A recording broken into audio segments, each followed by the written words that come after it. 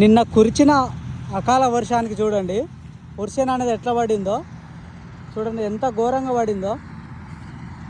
రైతు అనేవాడు ఎప్పుడు బాగుపడతాడు చెప్పండి.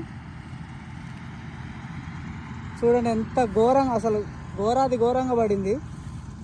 ఇట్లా జరిగింది. ఇది రైతుని దేవుడు కరుణించలేడు.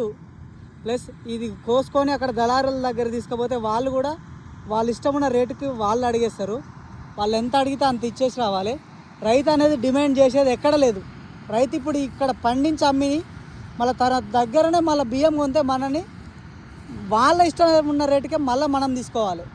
మనం వాళ్ళ కోట్లు అమ్మినా వాళ్ళ ఇష్టం ఉన్న రేటుకే మనం ఇవ్వాలి. వాళ్ళ దగ్గర మనం బియ్యం తీసుకున్నా వాళ్ళకి ఇష్టం ఉన్న రేటే మనం తీసుకోవాలి. చూడండి ఎంత ఉన్నది. రైతు అనేవాడు ఎప్పుడు బాగుపడతాడు చెప్పండి. రైతు అనేవాడు రాజు రాజు అంటాడు కానీ రాజు కాడండి ఎప్పుడు కూడా. చూడండి ఎంత అసలు ఇట్లా మామూలుగా లేదు.